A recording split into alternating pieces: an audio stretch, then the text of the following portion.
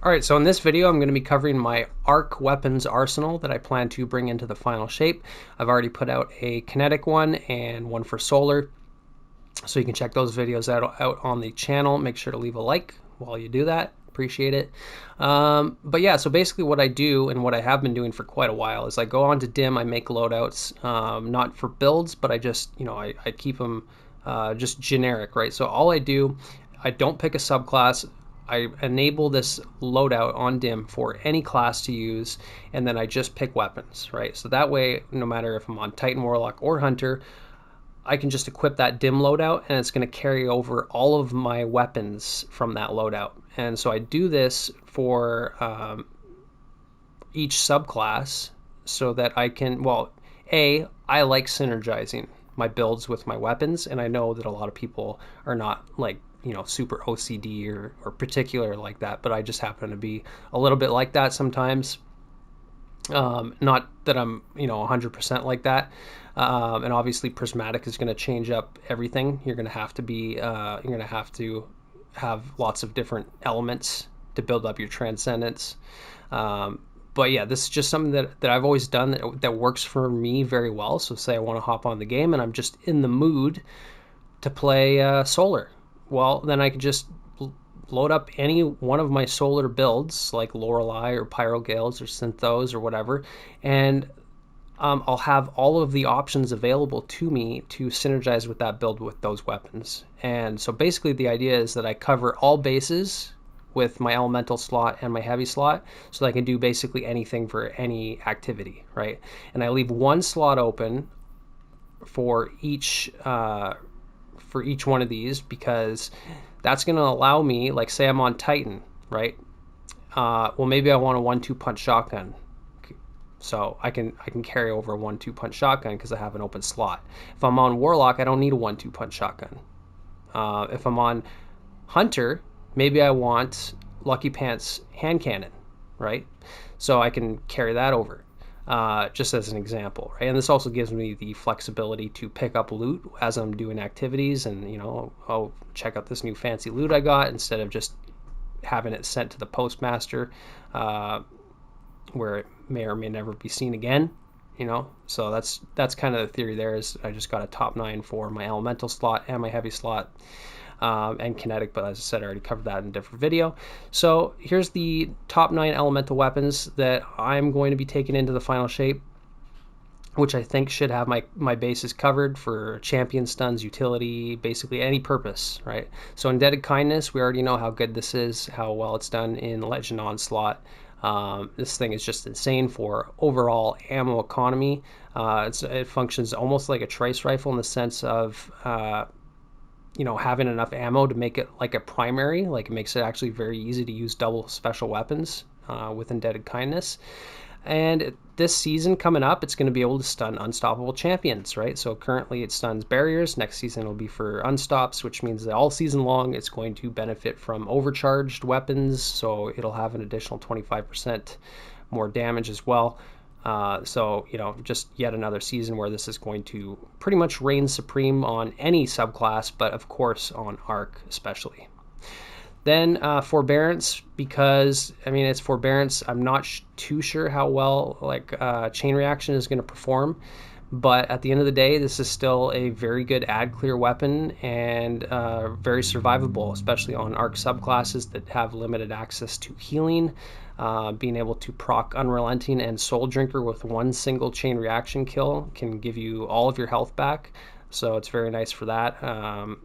And I know we have the Brave versions as well, and you can synergize like Demolitionist with Indomitability, but if you're talking endgame where you need survivability, and especially for new content, we're all going in blind to the final shape, the raid, the campaign. So having the option for healing I think is going to outweigh building into grenade builds instead, like pure offensive power. So then I've got a Tarnished Metal here. Tarnished Metal is going to be able to stun unstoppables as well. So like sidearms, Scouts have anti-barrier unstop. In general, I recommend that you bring at least one shoot to loot weapon on every single weapon loadout, just so that you can have some way to pick up armor charge, orbs of power and ammo from long range. So that's kind of the idea there. Very good weapon. Trinity Ghoul is actually my only exotic in the elemental slot. Trinity Ghoul has a lot of purpose, obviously useful in a lot of cases, especially on red bars. Just very good for ad clear. So I recommend that you bring at least one exotic primary that can do ad clear well, right? And it's also very good for like flying targets, like harpies and stuff like that. And we are getting some flying targets as far as I understand in the final shape.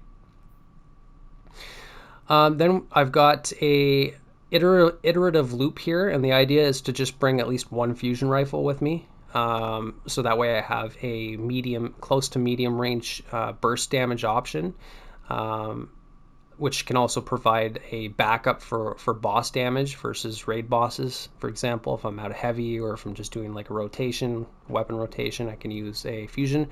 You can bring in Techie Force with controlled burst. You can bring in Loaded Question with controlled burst or a reservoir burst. There's a lot of good options. I just, even though iterative loop is not what it once used to be, it's still very good. It's a rapid fire fusion. I think it's the only rapid fire arc fusion. Compulsive reloader and volt shots, just really nice combo, very snappy reload. I can apply jolt to anything at any time if I need to. So yeah, it's just personal preference there, but definitely want to have at least one fusion rifle, I would say. It's just a little bit more universal compared to like a shotgun, whereas shotgun's really only good at close range, which is a lot riskier, Then I've got a posterity here, because we're getting overload hand cannons. So you're going to want at least one hand cannon, I would say. And the higher the fire rate, the better, right, for overload weapons, because you need to be constantly applying disruption or overload, right? So like the higher the fire rate, the better. And this thing is also just happens to be extremely good for ad clear with frenzy and volt shot and max reload speed, which means that I can constantly proc volt shot. Very good hand cannon. There's some other good options out there, but yeah, that's what I'm going to be bringing with me. Then Phylotactic Spiral. So this is the pulse rifle of choice for me. I was debating on fully crafting out my Oversoul Edict or this one, and I chose this one. And the reason is we have two anti-barrier options come the final shape. We've got pulse rifles and we've got SMGs.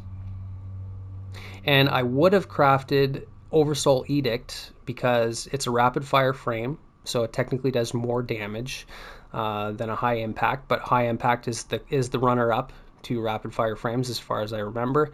And so yeah, my thinking here is, why would I want to use a rapid fire frame pulse rifle when I can just use an SMG, right? I mean, we'll have to see exactly how much damage pulse rifles are doing with the buff, but everything is basically getting a buff. So I think SMGs are still going to be preferable for close to mid-range combat, or at least close range combat, and rapid fire pulses are more tailored to close to mid-range, so it's kind of like overlapping with the purpose of an SMG, and I would rather have an anti-barrier option for longer range, right? So a high impact is going to be much better for long range as opposed to a rapid fire. And if I need something for close range for barriers, I just switch over to Ikelos SMG, right? Both have volt shot, both very good. This thing, it's a very good weapon. It has nanotech tracer rockets, so you get some additional damage from those random rockets. Over 50, I did just craft this, and I crafted it specifically because I knew barriers were going to be in the mix.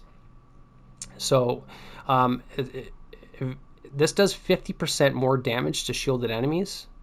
So on top of having anti-barrier, this could be the fastest shield breaking legendary option for barrier champions. So pretty cool there. Also be able to just pierce any shields with it being a barrier weapon, and then volt shot just for the option to add clear as well. Right, you could put frenzy on there instead of volt shot if you want, and I almost did, but I just thought it'd be nice to I'm not only going to be using it most likely for stunning champs, so it just nice to have that utility of being able to add clear with it. So, and then I've already talked about Ikelos SMG a little bit. Same thing here. It's a barrier option, but obviously SMGs are just in general very good for ad clear and subclass synergy, just stacking up those kills. So that's what I'm going to be bringing. There's also the one from Season of the Wish that you can get from Riven, which is a 900 RPM. But in general, I just really like my Ikelos. Then I've got an Albruna D, and you can bring in any arc sniper that you want, but like the fusion rifle, I would recommend that you bring at least one ranged precision option that is a special weapon, right?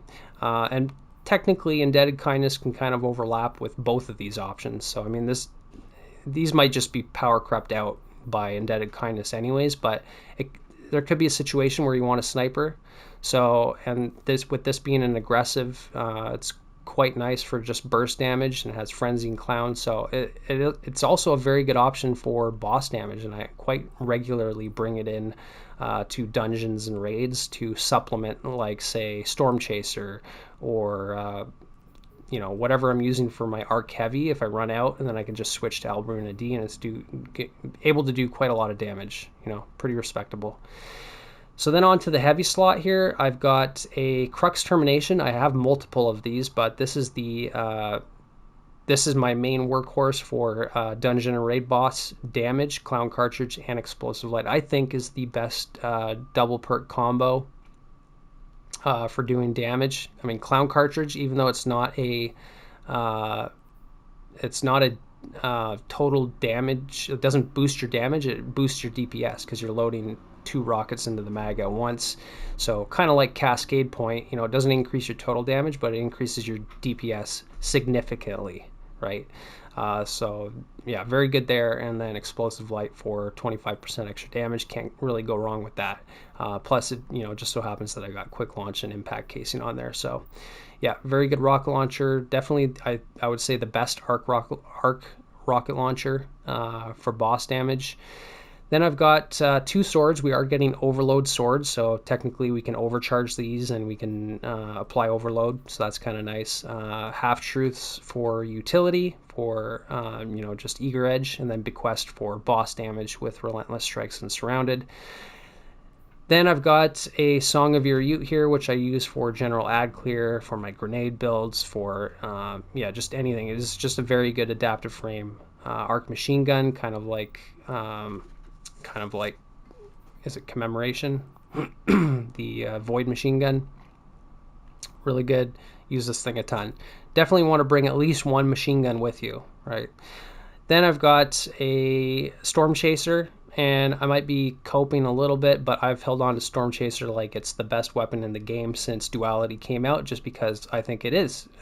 It sounds the best, it looks the best, and even though it doesn't do the best damage, this might be my favorite weapon in the game. It's just freaking awesome. Auto-loading and Frenzy makes it very good for solo content, any content in general, really. I mean, 15% damage, you can't go wrong with. You could do a damage rotation with it with auto-loading, right? Just unload your mag and then switch to a special, and then switch back to it. I've also got a rapid fire or rapid hit with firing line, which I typically use more in raids and stuff like that, but I didn't want to put 2 on here to be redundant. Just pick your favorite Storm Chaser and throw it on there. It is still the best arc linear in the game, so even though it's one of the worst linears in the game compared to the meta linears, I mean, it's still good, and I would say it still does more damage than Thunderlord. So, but definitely want to bring Thunderlord as well, because this thing can regen a ton of super energy. You can sometimes get off 2 supers in one single damage phase versus a boss in a raid or a dungeon. It has intrinsic overload. It's respectable. It does a lot of damage. It's very easy. It's very forgiving. So yeah, I would suggest you bring a Thunderlord with you. And then Grand Overture is a little bit more niche, but if you need to do anything involving like total damage, I mean, the Omega Strike does have blinding as well, so you can stun unstops, but it's just that's not really what it's used for. But if you can get that, if you can get your missile volley stacked up to 20, It technically does like the most burst damage in the game, up there with Parasite. And I mean, those missile volleys are free, so you get like 60 ammo with this thing, and on top of that, you can get another 60, volley free missile volleys. So I mean, it's very good for extremely long damage phases and for total damage. So yeah, maybe you might want to bring one of those. And then Legend of Acris, again, is kind of like Grand Overture. It's a little bit more situational. You kind of need a close range boss, like a swordable boss. So this is an alternative to using a sword in certain cases, as long as you can, give yourself access to healing in some way. But Legend of Acris does do an absolute ton of damage, so you might want to bring one of those. And then I've got a hothead with me as well, because we're going to be able to enhance our nightfall weapons, and this is just a stat monster compared to Crux Termination. So yeah, you can't really go wrong with a hothead, especially if you have perks on here that you can't get on Crux Termination. Like I frequently use autoloading and tracking module on this, while pairing it with explosive light. You can't get either of these combos on Crux Termination, so that's kind of nice there, and I'll be able to enhance them. So yeah, very good rocket launcher for roaming content. If I need to burst down overload champs, or well, I guess not overload in this season or in next season, but just in general for bursting down champions and big targets, and then even occasionally for doing boss damage, especially at long range with tracking module. That's kind of nice there. So that's it for this for my Arc arsenal. Next I'll go into Void, so I'll see you there.